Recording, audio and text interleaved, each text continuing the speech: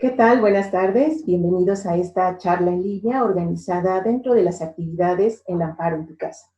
La conferencia de hoy se titula Arquitectura, Usos Históricos y Museografía. Esta charla forma parte del ciclo La Colección a Detalle, que tiene como objetivo compartir los estudios realizados por especialistas. En esta ocasión, abordando la historia de los edificios que albergan la colección del Museo Amparo. Hoy damos la bienvenida al doctor Carlos Montero. Vamos a hacer una lectura de su semblanza. Carlos Montero es docente e investigador titular de la UAP desde 1976, adscrito al programa de posgrado en estudios socioterritoriales del Instituto de Ciencias Sociales y Humanidades Alfonso Vélez Pliego de la UAP. Su línea de investigación se centra en el estudio del patrimonio cultural, especialmente el patrimonio edificado del centro histórico de la ciudad de Puebla. Ha publicado estudios monográficos sobre cuestiones urbanas y de edificios emblemáticos en la ciudad, como el Palacio Municipal, la Aduana Vieja, el ex Colegio Carolino, el barrio de San José, las primeras colonias de la ciudad, entre otros. Y próximamente será publicado el estudio del caso del Museo Amparo. Ha obtenido reconocimientos propios por publicaciones como Patrimonio Arquitectónico del siglo XX y Arquitectos e Ingenieros Poblanos del siglo XX, y también por la participación en capítulos de libros con la coordinación de otros colegas. De la ciudad de Puebla ha recibido la distinción de Poblano Distinguido, la copia de la cédula real, la copia del título de inscripción de la lista del Patrimonio Mundial. Destaca la distinción Hugo Leit por sus investigaciones históricas. Doctor Montero, bienvenido. Muchas gracias por aceptar la invitación y compartir su investigación por este medio. Agradecemos también a todos los que siguen esta transmisión en vivo. Al final de la charla tendremos una sesión de preguntas y respuestas. Les agradeceremos escribir sus preguntas en la sección de comentarios. Bienvenidos nuevamente, comenzamos. Hola, buenas tardes. Solo quiero saber si me escuchan. Así es, doctor, lo escuchamos y lo vemos. Perfecto. Bueno, me da mucho gusto estar de nuevo con ustedes, de aparecer de nueva cuenta en la cartelera del Museo Amparo. Desde luego, reencontrarme de nuevo con el auditorio que sigue la cartelera del museo. Comienzo por agradecer a la doctora Lucía Alonso Espinosa por estar al frente de este excelente museo y apoyar investigaciones como lo que hoy voy a comentar es resultado de una investigación. Por tanto, usted conocerá detalles que pues no habían sido del conocimiento, o no son todavía del conocimiento de la sociedad poblana. Y agradezco también, desde luego, al director ejecutivo, a Ramiro Martínez Estrada, quien pues ha estado todo este tiempo, desde un poco antes de que nosotros iniciáramos esta investigación, y también hemos estado muy de cerca interesados en conocer los detalles del conjunto arquitectónico del Museo Amparo.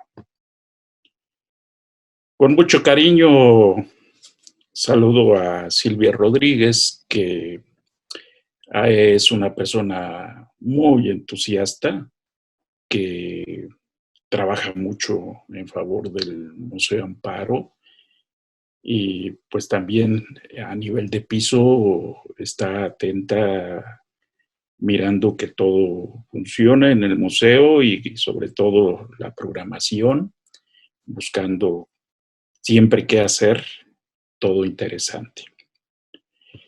En esta ocasión voy a usar fotografías, la mayoría no son mías.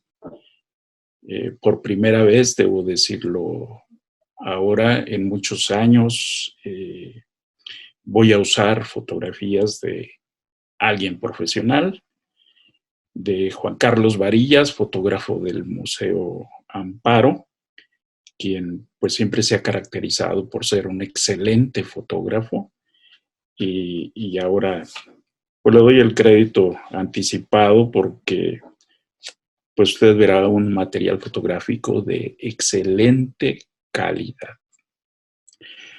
Así que pues vamos a esta situación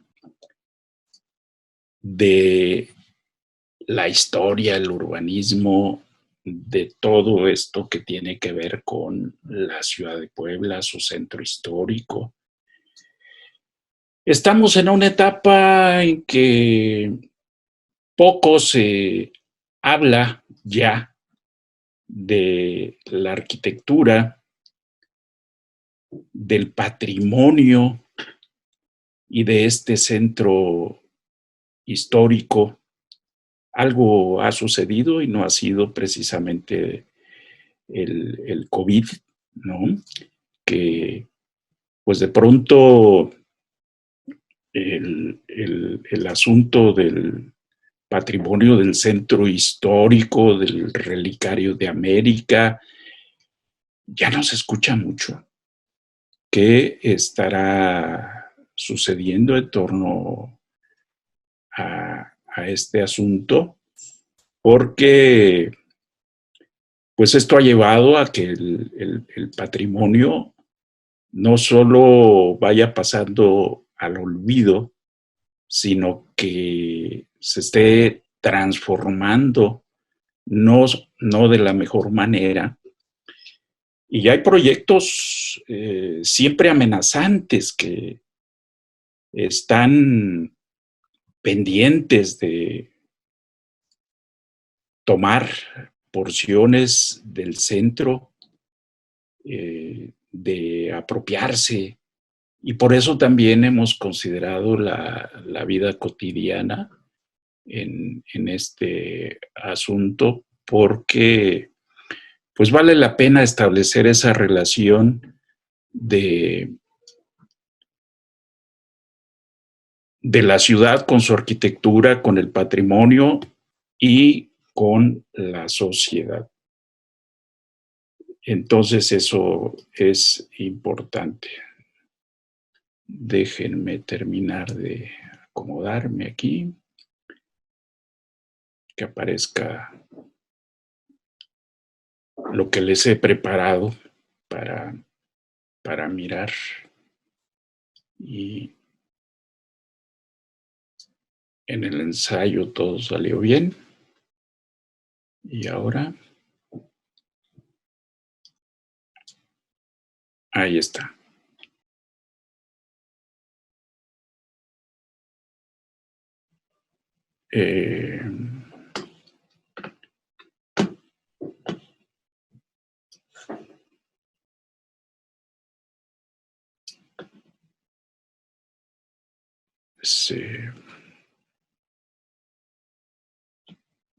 No me aparece en mi pantalla.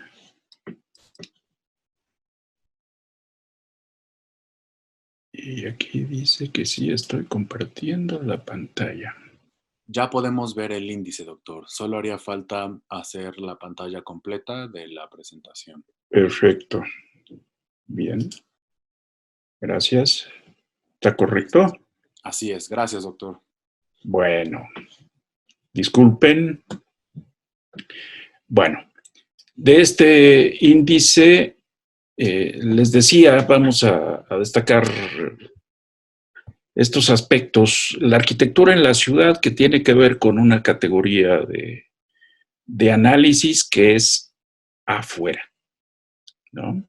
Esto tiene que ver la relación de cada edificio con los lugares de la ciudad, de toda la ciudad, del territorio, y particularmente con lugares públicos y privados, pues de este territorio. Siempre hay una mayor relación con algunos que con otros. Le vamos a dar una repasada muy, muy general. El otro aspecto que sí vamos a detallar es el carácter e identidad de la arquitectura.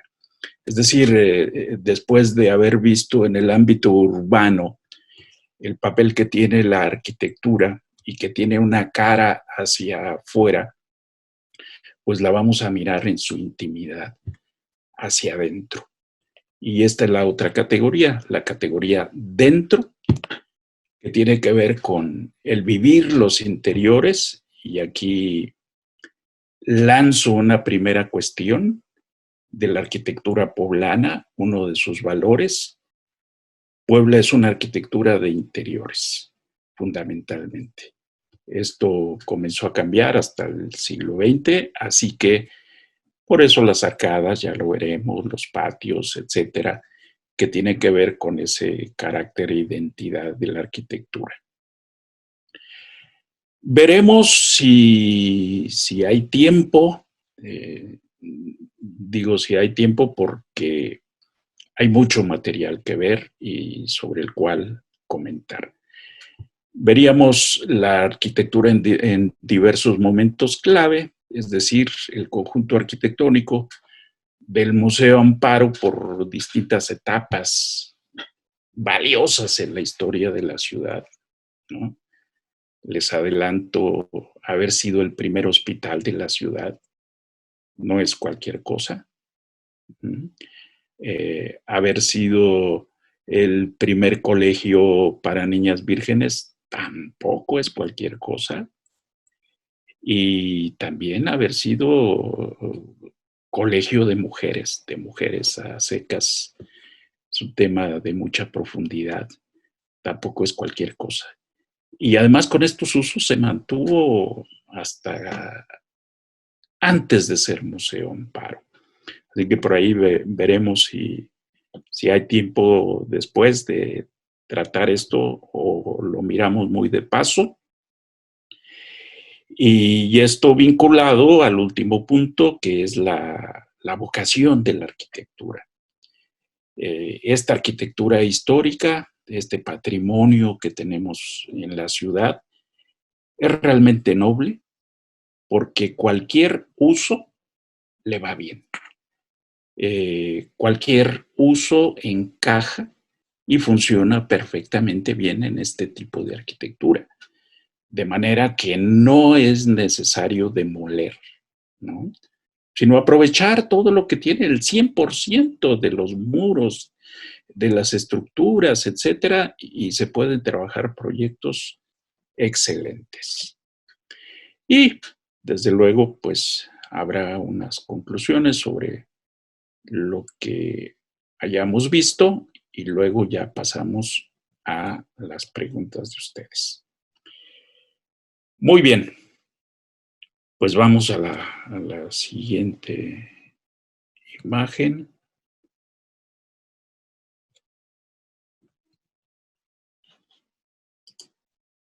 Ay, perdón.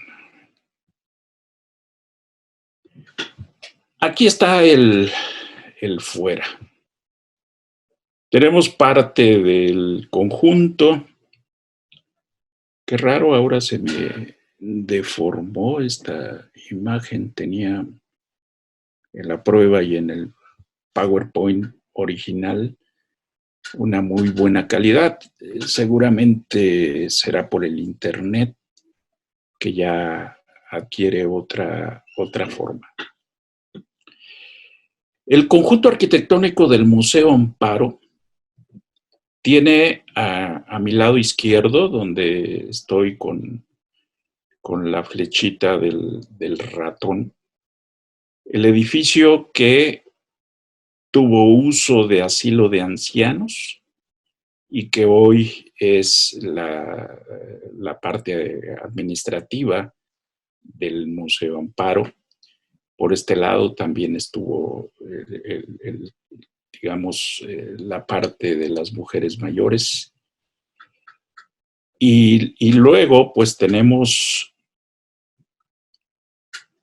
a la iglesia de San Juan de Letrán, imponente siempre. En la cartografía que indagamos en las fotografías tiene una presencia destacada por este lado de la calle 7 Oriente, tiene coincidencia y competencia con la torre y cuerpo de la iglesia de San Jerónimo, antiguo convento, y ambas aparecen desde la época virreinal, compitiendo en presencia. ¿Qué elementos caracterizan a esta arquitectura poblana? Que durante la etapa virreinal siempre fueron conjuntos arquitectónicos, es decir, tal como yo se los estoy mostrando, con mayor unidad. Aquí por el hecho de que el conjunto de San Juan de Letrán, que así se llamó, fue modificando los usos de algunas de sus partes, de sus componentes, y a ello se debe que se muestre de esta manera. No obstante, no pierde su unidad arquitectónica, no pierde los perfiles, la altura que se mantiene uniforme y al mismo tiempo contrastante, mostrando otras pequeñas caras un tanto difusas, pero esto se debe a esa identidad que cada elemento, cuando se vuelve independiente, adquiere o le va dando características propias.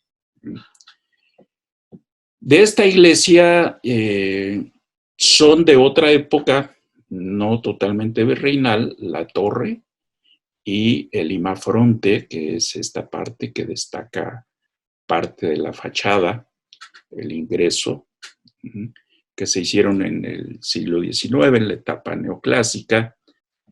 A ello se debe también que las esculturas de San Pedro y San Pablo se vean pequeñinas, ya mirando todo con detalle, porque la escala de esta ornamentación arquitectónica que destaca la fachada, pues tiene otra dimensión, otra métrica. Característico que ya no es común en los edificios, la espadaña. Aquí tenemos todavía la espadaña del edificio, del antiguo hospital, del antiguo colegio.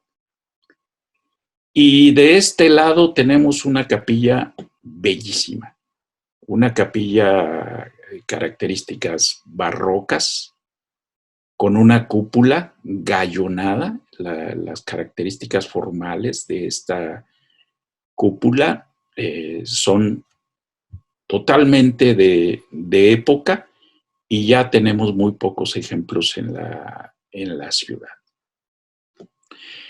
Si tratamos de ubicar los tiempos de lo virreinal en esta cara, en este aspecto urbano, en este entorno, en esta relación completamente de la ciudad y en la ciudad, la arquitectura virreinal fue prácticamente ciega, sin ventanas hacia las calles. Es decir, eran macizos, como se ve aquí.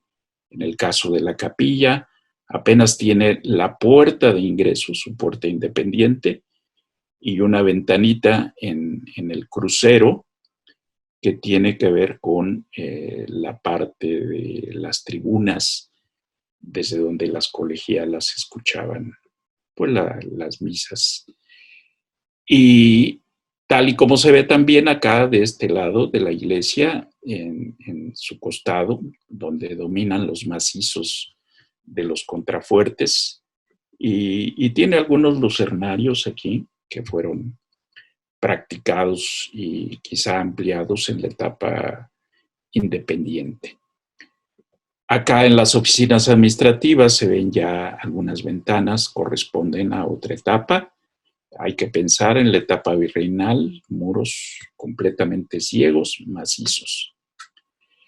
Y ya que digo de ventanas, cuando empezamos a mirar ventanas, mucha luz hacia adentro, mayor cantidad de balcones, como en las oficinas, y ya de este lado, en las otras partes que complementan al conjunto, ya estamos hablando de una época que no es completamente la virreinal, sino básicamente la independiente.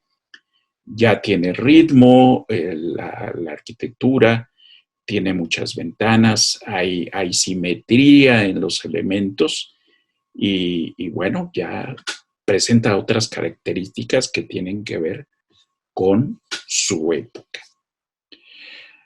Así que el conjunto de San Juan de Letrán es, en esta imagen que hemos estado comentando, algo que tuvo en muchos conjuntos arquitectónicos.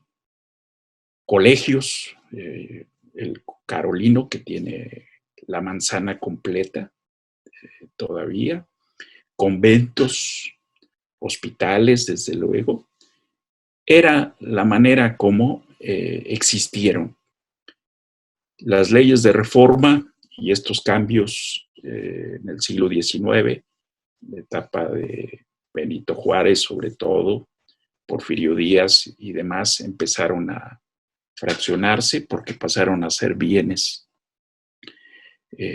ya de carácter civil, y eso pues hizo que a la falta de recursos en los gobiernos pues empezaran a venderse partes de ellos y pues nos quedaron las iglesias sueltas y que ha servido para que los imaginarios de la sociedad poblana construyan historias en todo ello. Esta es de las últimas imágenes de este conjunto, donde se ve parte del siglo XX, donde está el edificio María, un edificio en altura contrastando el primer edificio alto en la ciudad. Y si nos pusiéramos a explicar por qué se hizo en esta calle, ¿no? Porque no solo la altura, no solo es la nueva arquitectura que se estaba construyendo, sino socialmente aquí estuvieron los mejores despachos de abogados y de contadores en la ciudad, ¿no? Pensando en este concepto de Angelópolis y demás, visto como profesión, pues aquí estaban los personajes de la ciudad alquilando una oficina, y es un edificio bellísimo. Adelanto para decir que la arquitectura del siglo XX también hay arquitecturas de casi 100 años ya, y otras pues han rebasado la edad de los 50 años y por tanto están también en situación de riesgo, así como ahora en el lenguaje de COVID tiene comorbilidades que hay que atender y que por tanto es un patrimonio que también hay que cuidar. Eso lo destaco ahora porque además está en el centro histórico, pues está en el polígono de protección y hay que hacer algo con este patrimonio antes que desaparezca. Tenemos la escuela José María Lafragua, que fue un edificio que formaba parte de un conjunto de edificios que se hicieron en la ciudad como escuelas modelos. Así que hay que ver la importancia de este edificio en su tiempo, y además tuvo el privilegio de que Porfirio Díaz viniera a inaugurarlo.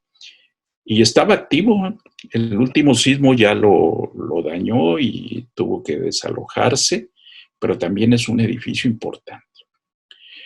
¿Por qué he destacado esto? Por un lado, por la arquitectura, por otro lado, por el contexto de las calles, por otro lado, para dar razón de por qué están los edificios en determinada calle, por qué las calles se vuelven importantes o por qué calles que son importantes hacen que determinada arquitectura, que determinados usos vayan hacia esos sitios. Todo eso tiene una explicación.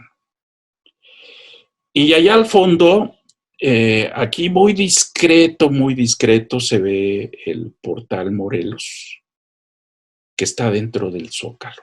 Hoy lo comentaba con una antigua colaboradora y le decía, es que estos portales, este y el del extremo opuesto, se tomaron 16 varas del Zócalo porque no se habían hecho, no formaron parte del proyecto original.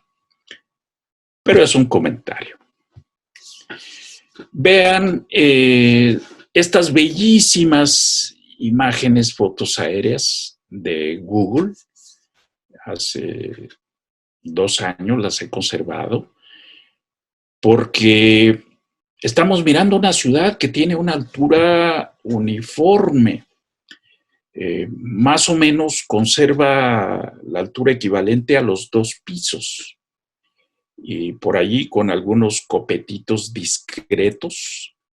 Aprovecho para señalar que unos de los más discretos, no solo en la foto aérea, sino ya lo verán después en los detalles arquitectónicos, es el copetito del Museo Amparo, ¿no? Esta terraza interesantísima, muy bella. A mí me encanta esta terraza, desde donde se tienen las vistas, porque lo que vimos a nivel de piso hace unos momentos también se tenía en la arquitectura poblana de siempre, en la etapa virreinal, y por tanto la parte alta, las azoteas, las bóvedas, las torres, las cúpulas, etcétera, todo ello formaba también de este paisaje urbano de la quinta planta, como lo llaman en Ecuador, ¿no? Que es toda la parte alta. Esto es lo que estamos mirando en los edificios. Y por eso también es una parte que debiéramos cuidar. Eso se ha descuidado y más bien ha habido quienes, imitando malamente al Museo Amparo, por ahí han hecho copetes, que qué barbaridad. Sería interesante que alguna autoridad hiciera una revisión y pues a ver qué se hace con estas cosas, ¿no? Aquí vemos los detalles de los componentes arquitectónicos del conjunto del museo. Veamos características.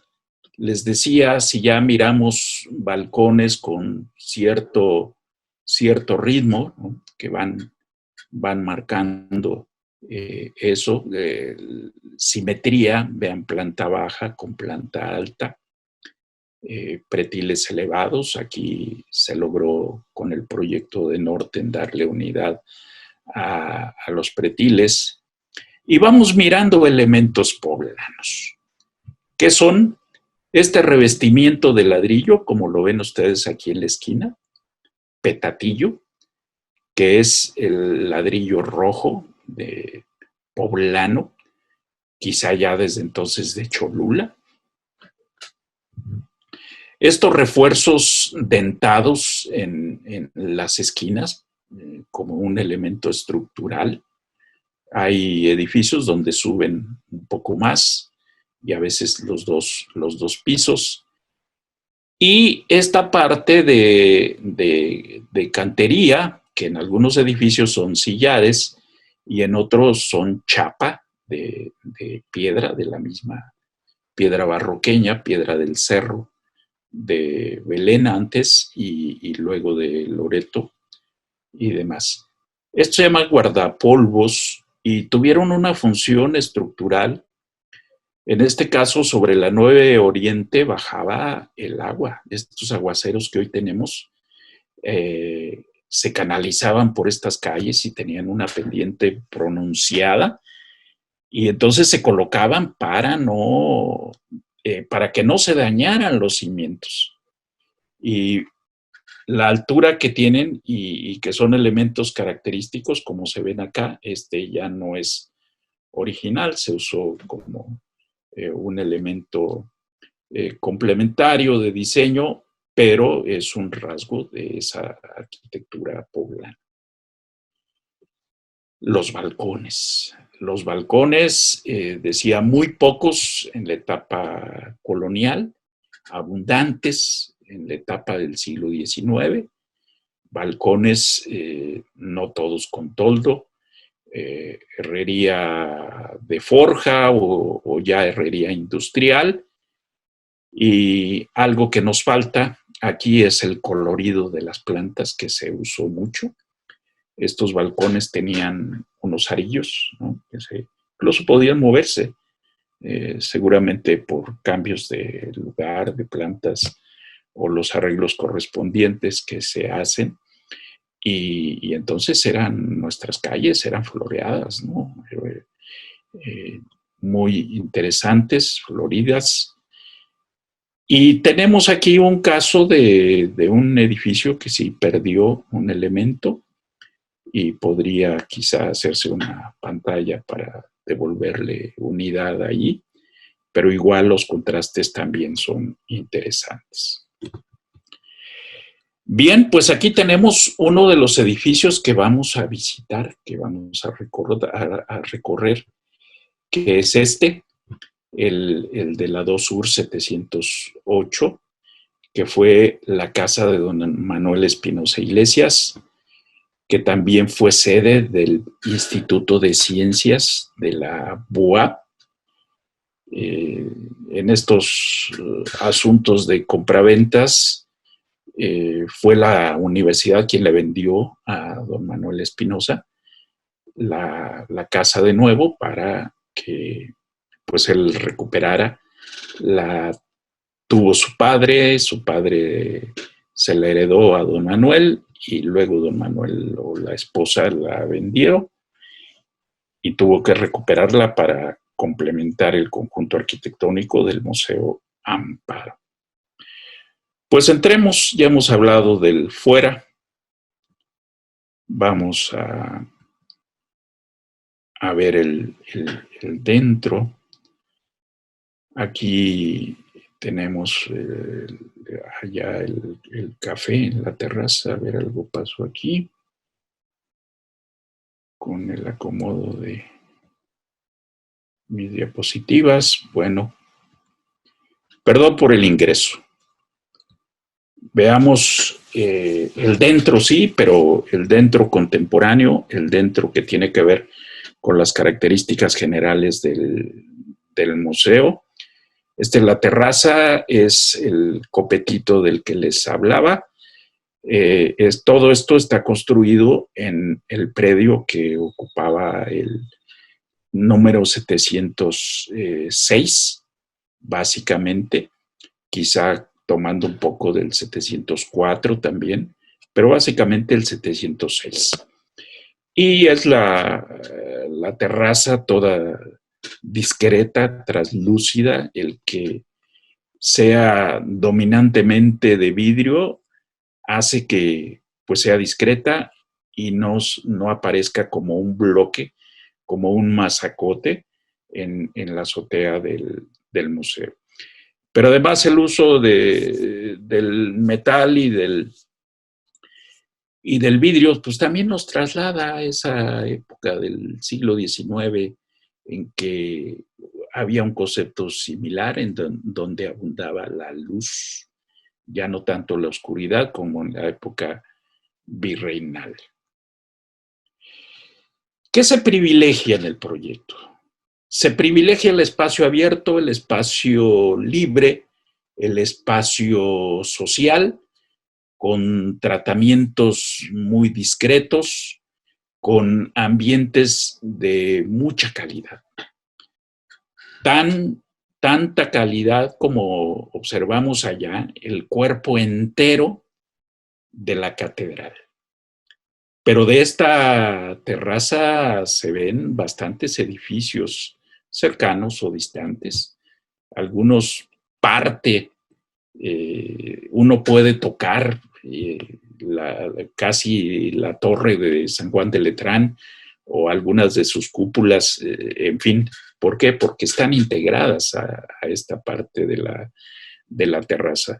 Pero sin duda que esta vista con la catedral allá es verdaderamente impresionante. Es decir, si usted, y por eso también cuando comentaba con Silvia esto de lo interesante que es platicar de estos aspectos de la museografía, pues aquí hay mucho para trabajar en museografía de las salas, de las colecciones, y qué habilidad de Norten, ¿no? Para integrar también todo lo que hay cercano o incluso algunos distantes, porque también de alguna parte se ve San José. Se ven todos los conjuntos arquitectónicos de Puebla, que es una de las imágenes que a mí particularmente me encantan. Esta es la maqueta del proyecto. Por cierto, no di en los créditos los agradecimientos a los apoyos. Cuando hablamos de apoyos es porque para nuestra investigación contamos con los planos, con todo lo que trabajó el despacho de Norten, la maqueta y los archivos fotográficos del museo, el archivo del museo, más algunos otros archivos que fueron a Lina, fueron por aquí y por allá, notarías, etcétera, que tuvimos que consultar para hacer la investigación.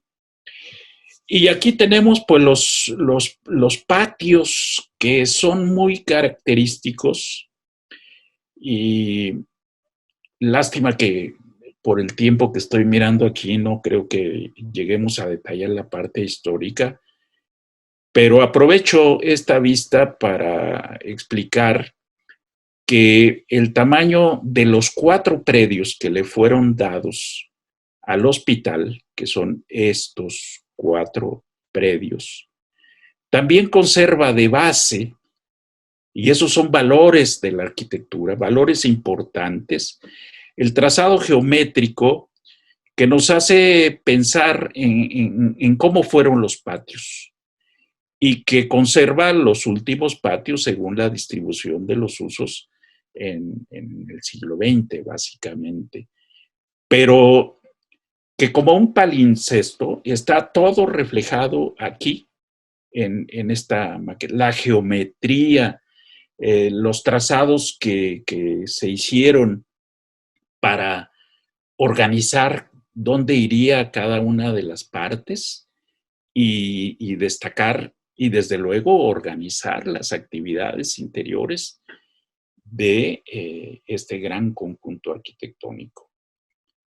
No estudiamos esta parte de la que suponemos también se apropió el conjunto de San Juan de Letrán y porque nos faltó encontrar la huerta y el cementerio. Y suponemos que se tomaron parte de esto. Hay un plano cartográfico reconocido que muestra esta idea y por eso, como hipótesis, pues sostenemos que esto fue así. El conjunto de San Juan de Letrán fue importante desde su origen. ¿Por qué? Por el nombre mismo. ¿Qué significa San Juan de Letrán o por qué se llamó San Juan de Letrán? Tomó este nombre porque la ciudad, buscando ayuda y buscando también la bendición del Papa y del clero entero, decidió darlo, aunque en ese momento estaban los predios solamente, a San Juan de Letrán. San Juan de Letrán en ese tiempo era el equivalente al Vaticano, ¿no? Era la sede de esto que hoy llamamos el Vaticano. Y por tanto, imaginen, ahí estaban asentados los poderes de la iglesia. Y se aceptaron la donación y por tanto San Juan de Letrán perteneció al Vaticano. Le llamamos así porque es el nombre más común ahora, insisto. Entonces, San Juan de Letrán. Y por tanto, la autoridad, la tutoría principal estuvo allá, estuvo desde allá designaban, desde allá orientaban, todo salía de allá, ¿no? Así que tampoco es menor ese hecho, no es menor esa circunstancia. Nada casual, ¿no? A partir de ahí, ¿qué pasa? Pues empieza a poner de moda como ahora, ¿no?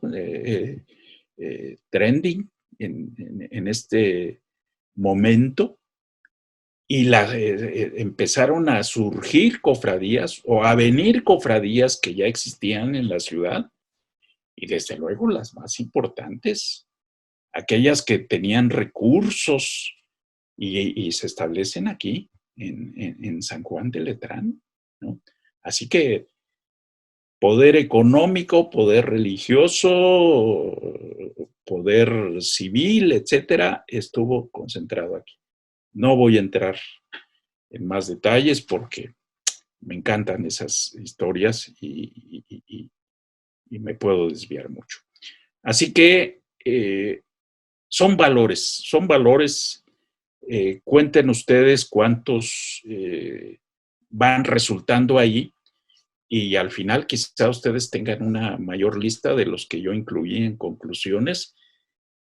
Y eso es lo que le da el valor histórico a los edificios, más el valor arquitectónico que vamos describiendo aquí, tanto de lo contemporáneo como la terraza, que contrasta allá al fondo ahora la cúpula gallonada y parte del cuerpo del templo de San Juan de Letrán, y un poco más allá discretamente se ve San Jerónimo.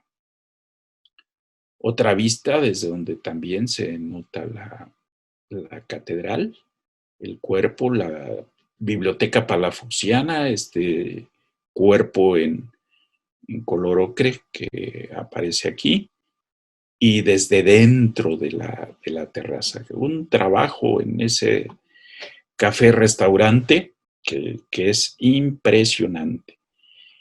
Y la estructura ligera, se ve ligera, ¿no? No es tan ligera, y vean cómo flota.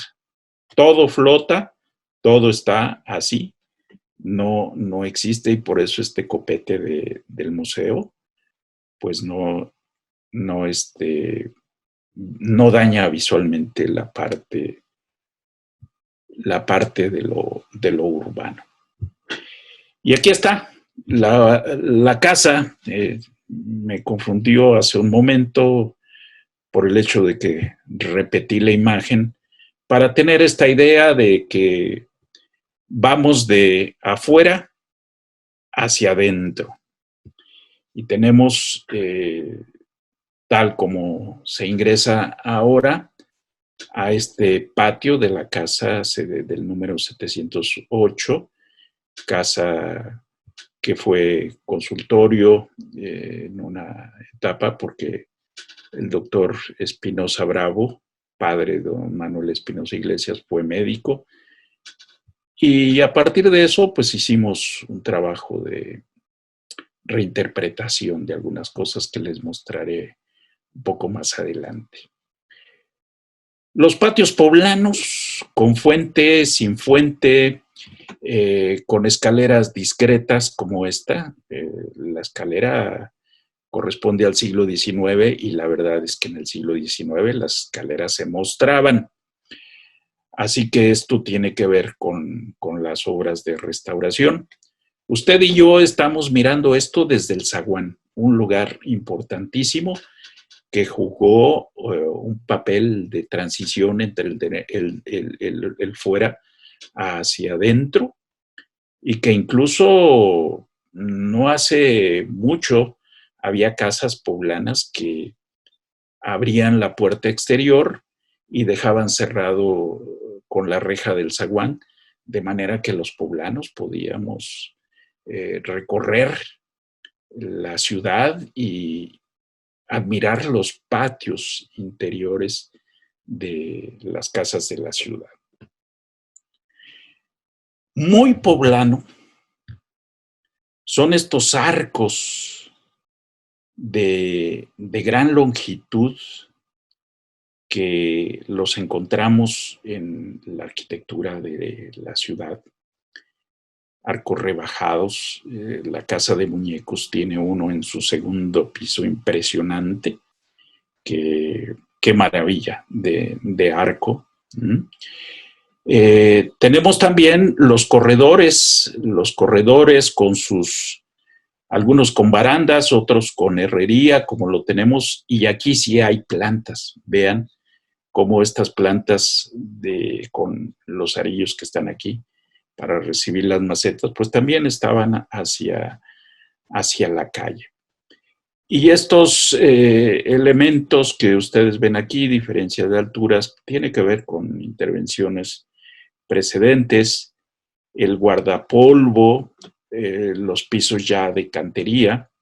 En el siglo XIX se usó mucho este tamaño de piedra de Santo Tomás o incluso de piedra barroqueña que le llamaron de cocolito, y son pisos realmente maravillosos. Hay muchos en las casas de las ciudades, de la ciudad, de este centro histórico. No, ¿para qué vamos a otras que tendrán sus propias riquezas? Hoy estamos hablando de Puebla y su arquitectura y esta que da identidad a la ciudad.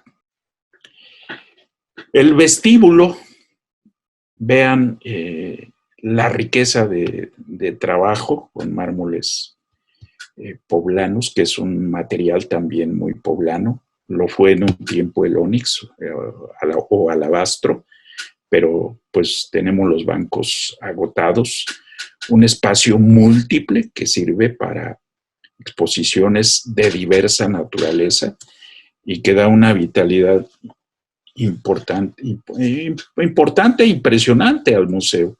Me ha tocado estar en algunas de estas actividades y realmente es maravilloso. No sé si se pueda. Vamos a preguntarle de una vez a Silvia si desde que los artistas están trabajando ahí se permite. A mí me ha tocado, quizá porque he tenido cosas que ir a hacer con Silvia. He estado cerca de los artistas y de toda la gente que empieza a montar alguna exposición, y luego, claro, la inauguración y los recorridos que se hacen por el museo, pero quizás sí se permita que haya público cuando se pueda ir, ¿verdad? Y mirar cómo trabajan los artistas, que los artistas con los que trabaja el Museo Amparo son muy abiertos. Me consta porque en mi etapa de conductor de programas de radio, pues con cierta frecuencia iban ahí, conversaban con el público acerca de sus exposiciones y sus trabajos. De nuevo estamos ante ese bloque del vestíbulo con la estructura. En esa parte superior ya no se ve tan ligera, pero es ligera a pesar de que no lo parezca. Otra imagen del mismo vestíbulo para que vean lo versátil que es este lugar, y es una sala permanente de la que todo mundo se maravilla y a donde los psicólogos pueden ir y mirar a los asistentes al museo qué hacen, si se atreven a pisar la alfombra o el espacio azul, si respetan las líneas, y se pueden trabajar ese tipo de cosas también en estos sitios. La tienda es uno de los lugares que fueron embellecidos, además con otro modelo también de venta y de exposición que le da una gran vitalidad a lo que expende el museo, mucho ya producido con artistas de los mismos que participan en alguna actividad. Los patios, y a partir de aquí me voy un poco rápido, no profundizaré. La arquitectura, vean cómo tiene cierta coincidencia, ¿no?, con la virreinal. Estas son los corredores murados con barandas. Estas son las barandas, estas son del siglo XX, corredores superiores, arcadas, es el patio ajardinado, y corredores con mucha longitud. Sin embargo, no transgreden, no son monótonos.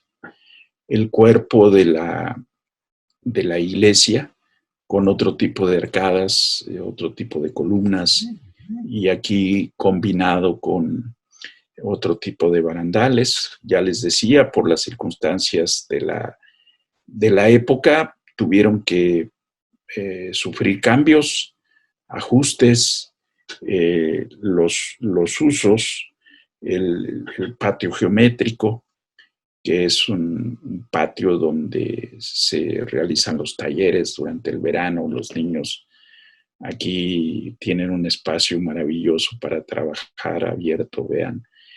Y supongo que hay obras aquí de Colunga. Mis lentes ya no me ayudan mucho, perdón.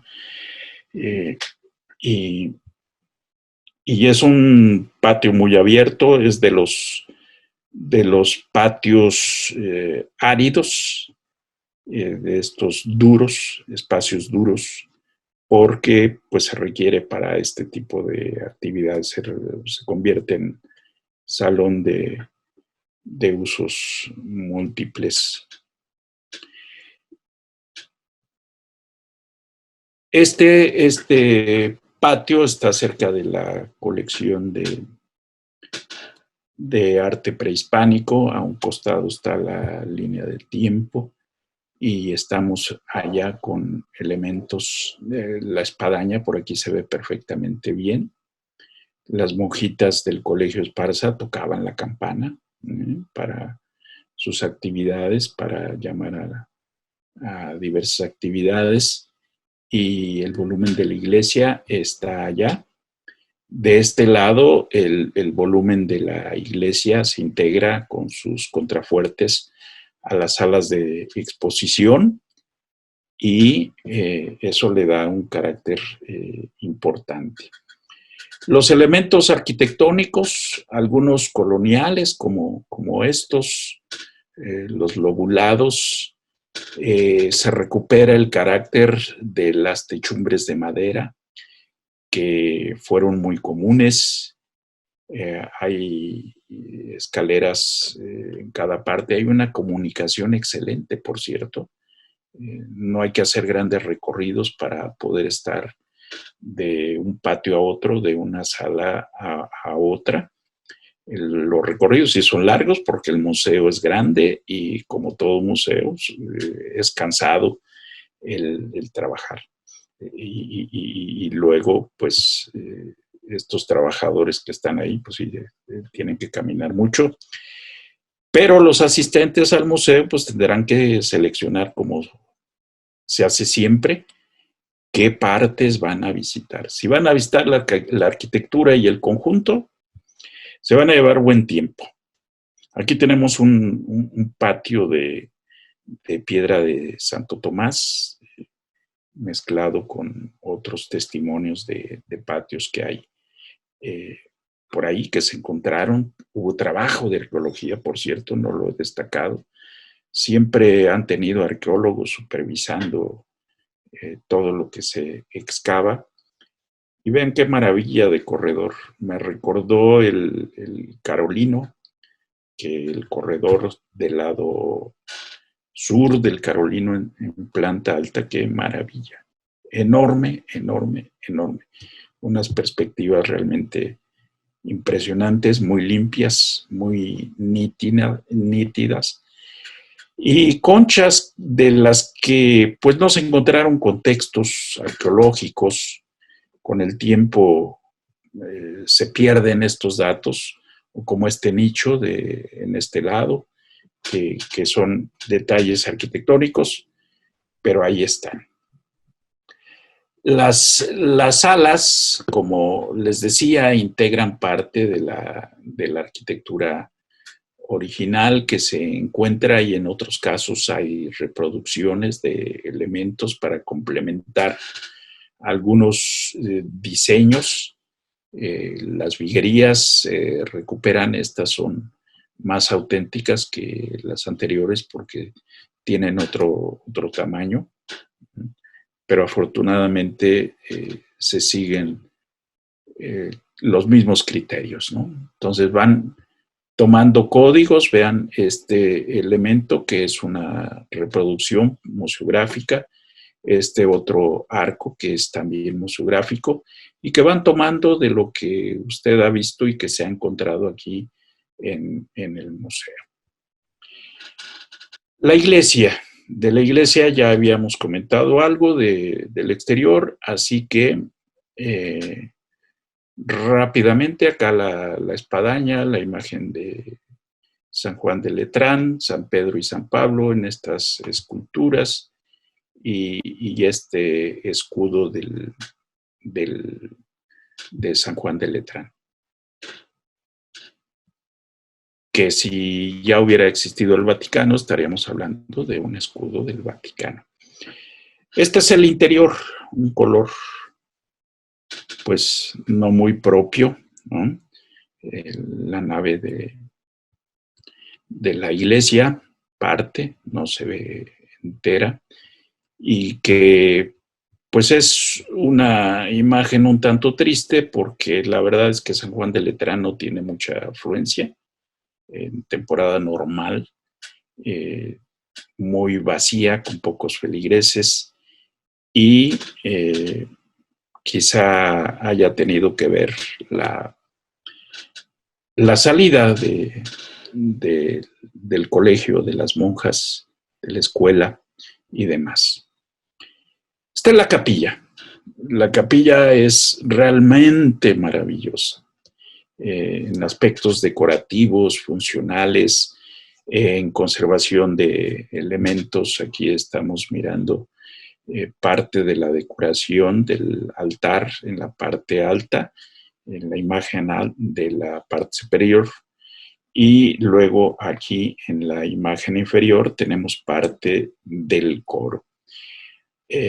No, perdón, este es uno de los brazos y es uno de los balcones altos a donde llegaban las chicas del colegio a escuchar desde esta tribuna las ceremonias religiosas. Son dos, es esta y una de enfrente, que pues tenían sus corredores ahí, sus pasillos interiores, muy interesante, bellísimo, bellísimo. Me confundí con el coro porque es más o menos similar, pero desde luego el coro está en la parte del ingreso. Este tipo de tribunas ya no se encuentran, ni siquiera en los conventos de monjas. Tenemos en la Concepción, sí, hay uno, en Santa Rosa otro, de los que me recuerdo ahora, así que hay pocos testimonios, y estos están en muy buen estado. También yo le comentaba a Silvia, ¿por qué no el museo solicita estos edificios, tanto el templo como la capilla, y los integran a la museografía, a las visitas, y que tengan uso de nuevo estos corredores? Pero pues no siempre es posible, ¿verdad? Vean la belleza de las bóvedas, de la cúpula, de la pintura mural de esta capilla. Realmente conserva todavía ese carácter barroco y está en buen estado. Está en buen estado y hay que promover su cuidado, su visita, Y yo diría, insisto, en su integración a la museografía del Museo Amparo. Algunas de las salas. Este museo, voy a pedir que me diga, Silvia, vamos a llegar a la hora y entonces no quiero cansarlos mucho, ¿no? Lo prehispánico fue el origen del Museo Amparo.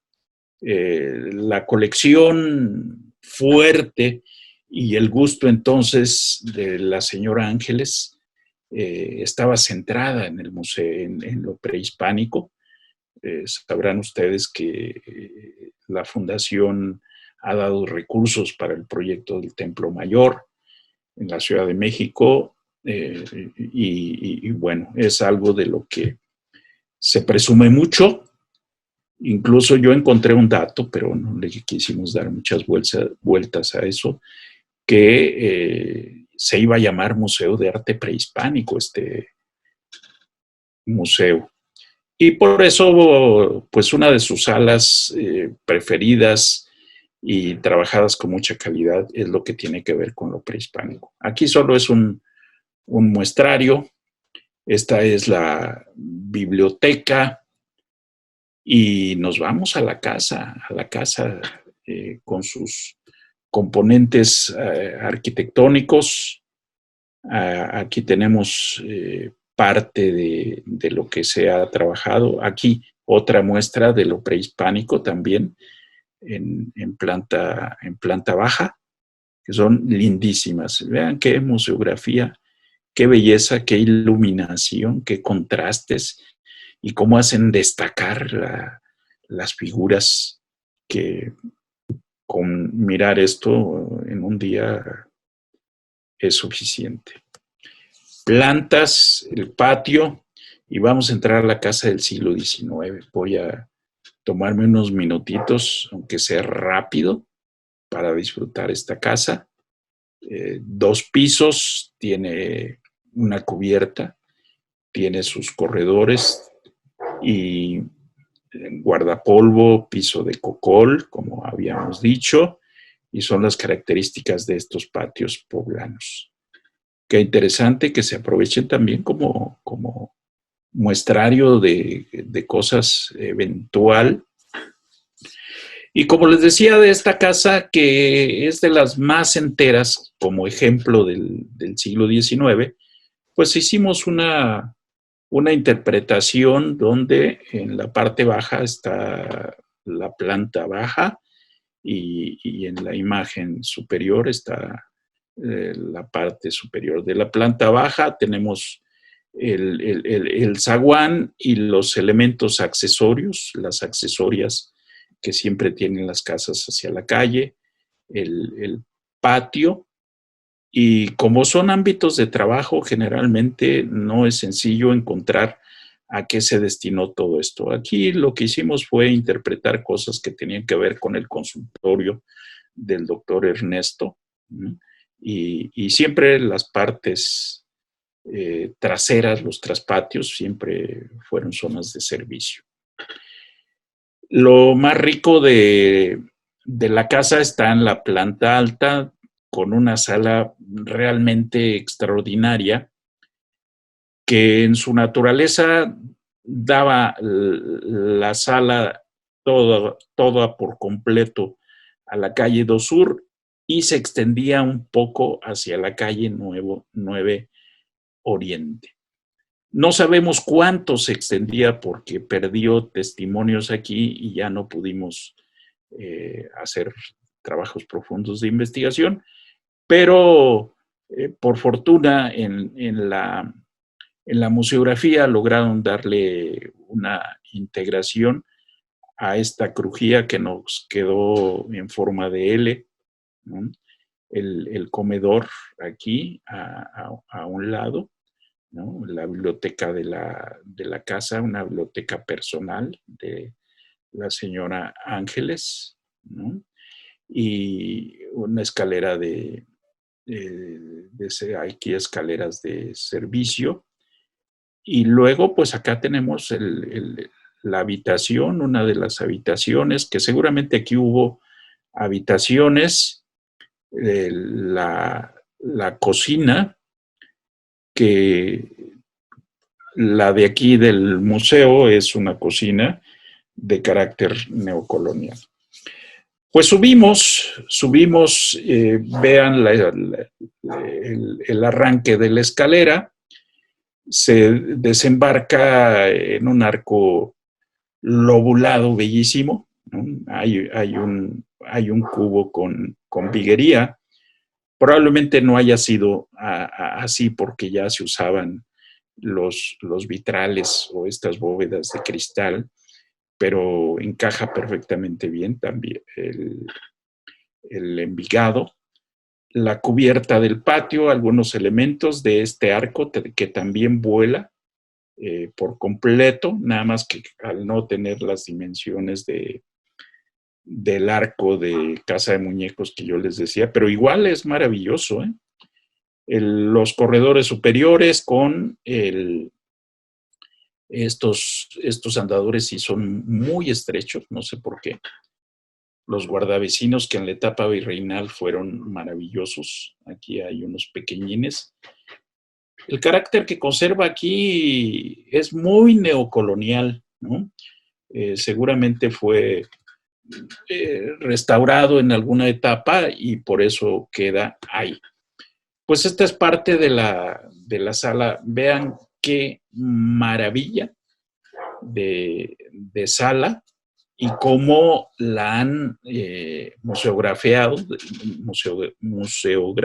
de tal manera que es un museo vivo.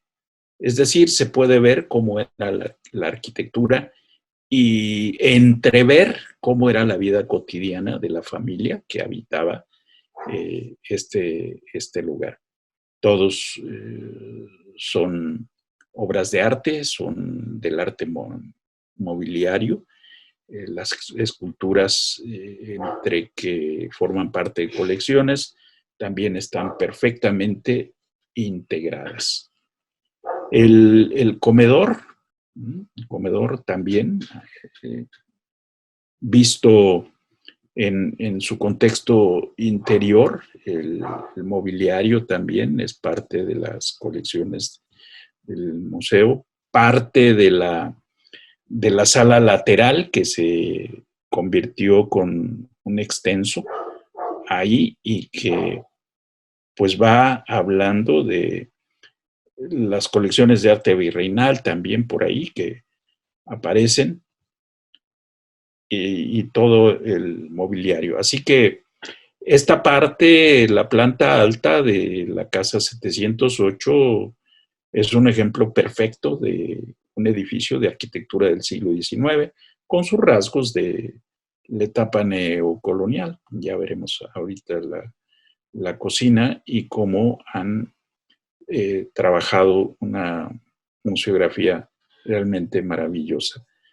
Estas custodias ahí que dan resaltan y no dan ese carácter lúgubre de espacios religiosos, ¿no? Sino que dan esa luz, esa calidez con esos ambientes, estos festones, medallones que son muy propios de la arquitectura del 19. La escala, donde nos dimos cuenta que estos muros habían sido trabajados en la escala de los vanos.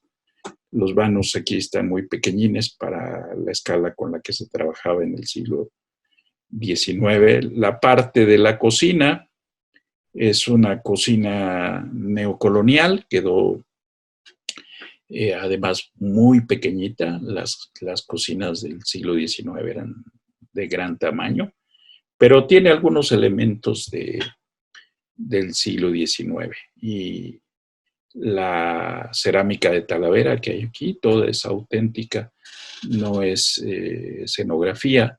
Los pisos también son originales. Digamos, la parte del baño, estamos en estos elementos vidriados que se usaron mucho también en el siglo XIX. para dejar pasar la luz, parte del comedor, otra vista, un plafón entero. Los plafones de la sala y de alguna de sus extensiones tienen los plafones completitos y ya han sido restaurados. Durante mi investigación tuve la posibilidad de ver a las restauradoras ahí trabajando en ello y vean qué belleza, completo el plafón. Este tema de los plafones en la arquitectura es interesante, la decoración de los querubines, cenefas. Los colores también son auténticos, el uso de la madera, de las maderas finas. Qué trabajos en la arquitectura del siglo XIX. Aquí vean los trabajos en madera, en las ventanas, en las puertas, la doble ventana, ¿no? Que aquí vemos la parte translúcida y luego la parte ciega que se usaba para oscurecer y que la gente durmiera totalmente a oscuras. Hoy ya es muy difícil esto. Y los colores son colores de época, ¿no? Las alfombras, los tapetes. Y vaya que tenemos esta, ya se me fue del lugar. Pues amigos, amigas, esto es un muestrario, ¿eh? No entro a la parte histórica porque ya llevamos 1 hora 10 minutos y entonces no quiero abusar y mejor establecemos un diálogo, ¿no? Qué bueno que me tocó centrarme solo en la parte arquitectónica, algo que yo mismo hacía mucho tiempo que no hacía, y que con esto destaquemos los valores que tienen no solo este edificio, sino los 2.692 monumentos que tiene el centro histórico, más otros tantos del siglo XX. Son más de 5.000 edificios en total, y que conocerlos es un reto de los poblanos, porque conociéndolos los vamos a valorar y los vamos a conservar.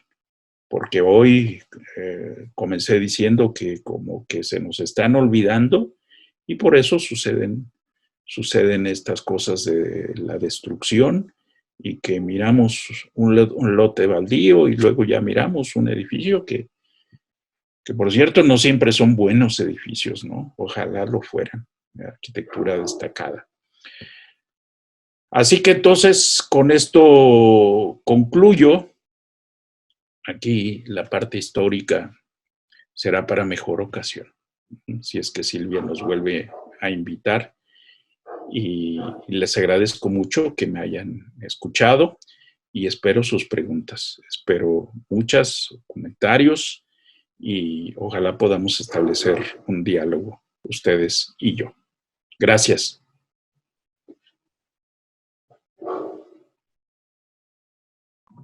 Muchas gracias, doctor. Vamos a esperar a que nos compartan sus preguntas en la sección de comentarios de Facebook. Y bueno, tenemos ya 2 primeras preguntas para empezar. Si nos puede indicar por qué se le llama cúpula gallonada. Y la segunda pregunta que nos hacen es ¿cuál fue la participación del arquitecto Pedro Ramírez Vázquez en su amparo? Sí. Respondo la primera, se llama cúpula gallonada porque a algún constructor se le ocurrió que en alguna de las vistas exteriores parecían patas de gallo, ¿no? Es una versión. La versión técnica es que es una manera de trabajar lo polilobulado, ¿no? Estos contrastes de líneas rectas con líneas curvas, y técnicamente es una osadía trabajar este tipo de cúpulas, así que los buenos constructores seguramente lo tenían entre sus osadías para trabajar este tipo de cúpulas. El arquitecto, segunda respuesta, perdón. El arquitecto Pedro Ramírez Vázquez fue autor de la primera intervención del Museo Amparo en los 80s. Él tuvo a su cargo el proyecto de aquel tiempo y la puesta en valor de las casas que él las encontró desmembradas, ¿no? Así que una primera tarea de él fue integrarlas al proyecto. Tuvo mucho que ver, ¿eh? Y eso también le da otros valores agregados al edificio porque ha tenido arquitectos de primer nivel, destacadísimos en su tiempo, ¿eh? Y el arquitecto Pedro Ramírez Vázquez, uno de ellos, y luego el despacho de Norten, de cuyo proyecto hemos platicado básicamente. Gracias, doctor. Bueno. Francisco Ruiz Herrera pregunta, ¿sí? ¿Los patios que tiene el museo son de una misma época o están construidos en diferentes periodos? Los patios de origen proceden de 1538, que fue cuando se empezó a construir el hospital. Pero con el tiempo, por los usos, fueron aumentando de tamaño, fueron perdiendo tamaño, y hasta es posible que hubieran desaparecido algunos. La verdad es que en el tema de los patios hubo juegos realmente exquisitos que permitieron que en conjunto todos los usos que tuvo este lugar pudieran adaptarse perfectamente bien.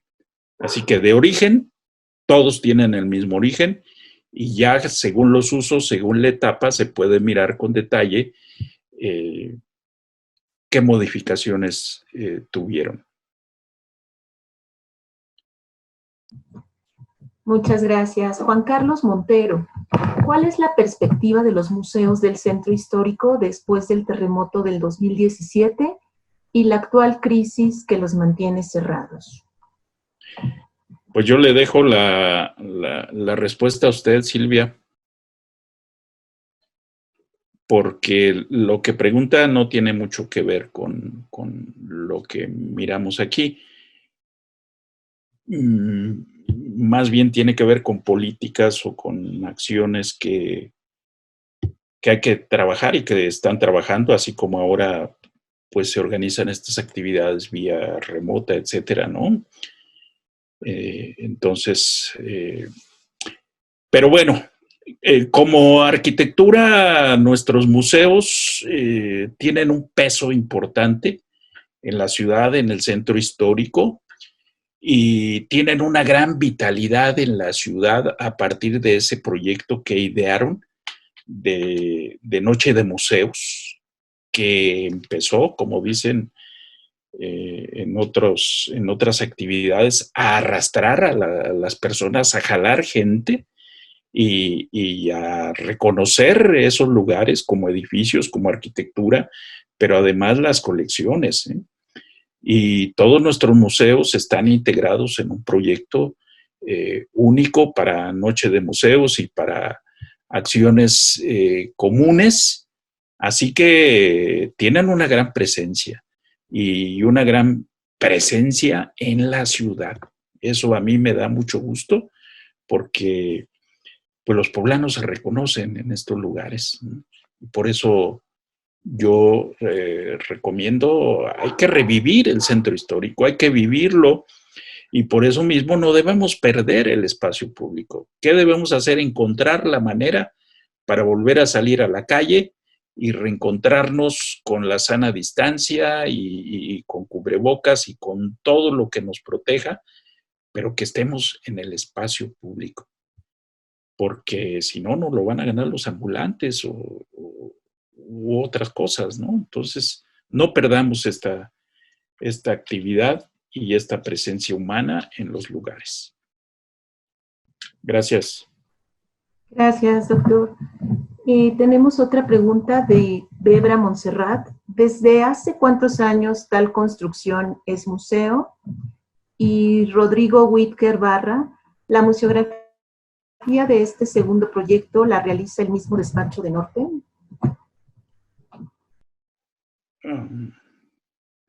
A ver, vamos con...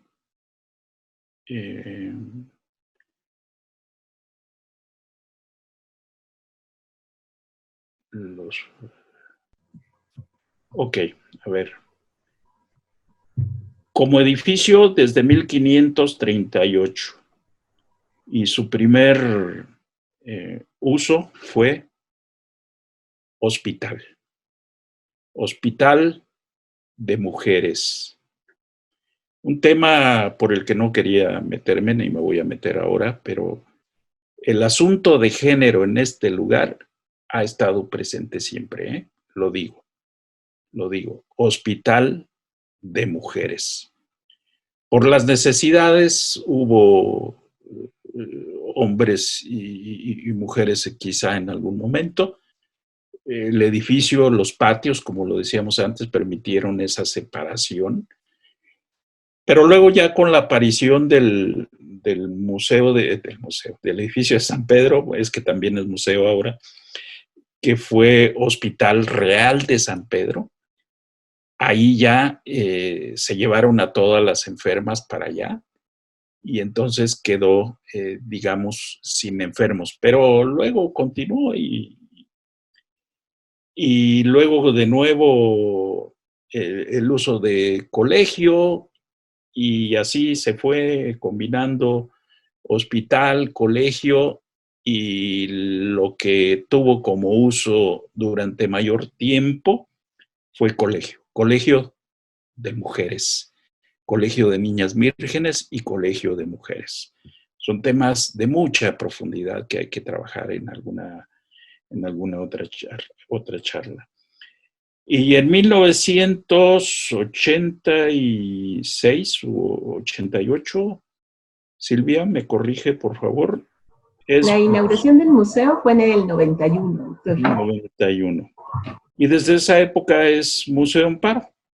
Ya como lo conocemos, claro, entonces era con la cara de Pedro Ramírez Vázquez, que lo comentamos. Tuvimos así hasta estos últimos años, en los que ya aparece la intervención de Norte. Esto con relación a la temporalidad del museo. Luego Rodrigo, la museografía la realiza en lo arquitectónico, es decir, la base que tiene que ver con la museografía de la obra, desde luego que la hace el despacho de Norten, porque hay que concebir los espacios, hay que prefigurar los espacios en el proyecto de manera que se anticipa no solo qué va en cada parte, sino qué llevará, y entonces hay una relación intrínseca con los museógrafos, ya los que van a trabajar las colecciones, y algunos temas seguramente los discutieron para trabajar ambas cosas de manera integral. Así que sí, tuvieron que trabajar de esa manera. Luego, Ángel Cortés nos pregunta, ¿usted como usuario o visitante del museo, cuál es el espacio o elemento arquitectónico que le agrada más antes y después de su última intervención? Pues miren que yo tengo un uso cotidiano en el museo, ahora ya no tanto. Me gustaba ir a desayunar, ¿no? Por tanto, la terraza es uno de mis lugares preferidos. Las vistas de esta quinta fachada que les decía y la volumetría urbana a mí me encanta, me maravilla y quizá por eso dije mucho de la terraza, pero sin duda que la terraza tiene calidad. Y entonces, pues el pretexto era desayunar ahí en este sitio y desde ahí disfrutar desayunando o con un cafecito y a veces al mediodía también con una cervecita. Realmente hay muchas cosas que se toman de esos paisajes y de esas vistas. El tema de las vistas en Puebla es realmente maravilloso. Una de esas primeras vistas, los volcanes. Los poblanos miramos al Popo y a Lista, y por eso muchas colonias y partes de la ciudad se diseñaron urbanísticamente para mirar a estos lugares. Aunque tenemos a la Malinche, nosotros no miramos a la Malinche. Una razón que todavía no sé por qué, pero es el volcán de los tlaxcaltecas, ¿no? Y en Tlaxcala ellos miran muy poco al Popo y a Lista, ellos miran a la Malinche. Entonces, estas cuestiones de naturaleza, de identidad, de idiosincrasia y demás, tienen mucho que ver en el fuera y en esos contextos con los cuales la arquitectura se relaciona. Y las vistas juegan un papel fundamental. Pero así como hay vistas urbanas, también hay vistas interiores. Y por eso el hablar de los patios, hablar de las salas, mirar es fundamental. Sentir es fundamental. Desarrollar los seis sentidos, ¿no? Es fundamental en todo esto. Es una manera de cómo hay que trabajar la arquitectura, cómo hay que sentir, cómo hay que vivir la arquitectura toda, y verán que van a encontrar cosas que les van a causar placeres diversos. Eso es lo que yo puedo comentar al respecto. A veces voy perdón Ángel, a veces voy a la biblioteca, tuve que ir a la biblioteca, a recorrer los patios hasta estar en las oficinas de Silvia. Es grato porque todos son espacios que provocan sensaciones positivas o buenas vibras, como dicen. Es un placer, hay placeres a la hora de estar ahí. Así que en cualquier momento puede ir a leer, puede ir a tomar un café, pues bueno, cuando se modifique esto un poco, ¿verdad? Pero en cuanto se pueda, no deje de estar ahí, ¿no? Disfrute la ciudad. Gracias. Al contrario, doctor, muchísimas gracias a usted por su participación y esperamos que ya muy pronto podamos publicar este libro digital donde se incluyen todos los estudios que se realizaron del edificio, desde la parte histórica hasta las intervenciones que se han realizado en el conjunto arquitectónico, tanto por el despacho del arquitecto Pedro Ramírez Vázquez como por el despacho de Enrique Norten. Le agradecemos muchísimo por aceptar esta invitación, doctor, y por compartir con nosotros. Y también le agradecemos a todas las personas que siguieron esta transmisión en vivo. Muy buenas tardes para todos y nos vemos la próxima semana en este ciclo de charlas, La Colección a Detalle. Gracias, doctor. Gracias a usted.